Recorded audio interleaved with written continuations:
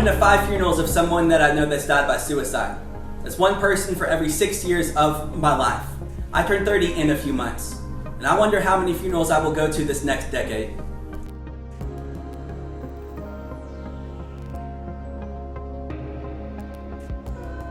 The first funeral I went to, I was so angry. I couldn't believe that my friend would go out like that. I couldn't believe that his life was that bad. I couldn't believe that he wouldn't tell me. But maybe what I took as deep friendship, he just took as an acquaintance, and I hated myself that I never noticed. The last funeral I went to, I wasn't angry. This time I just wept. But not because he was gone, but because now I understand why.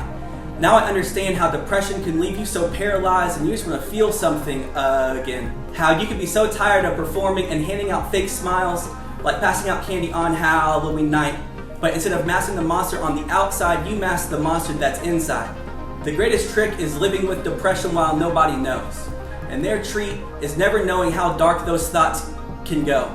So you smile through white knuckles. You'll smile till the end. Thinking they will never understand if you tried to let them in.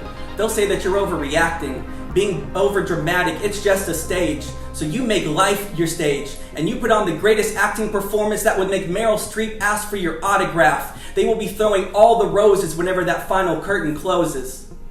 Whenever I was in 8th grade, my best friend broke his foot, and I could not wait to sign my name on his cast. I wonder if anybody will ever ask me to sign their bottle of Prozac. Probably not, because we see mental illness as mental weakness, as excuses, not sickness, that these conversations are needless and they just need to spend more time with Jesus.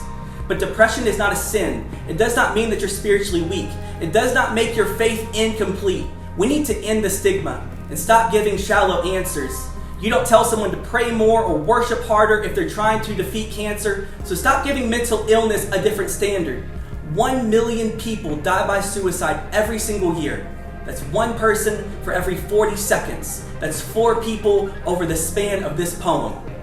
I turn 30 in a few months, and I wonder how many funerals I'll go to this next decade.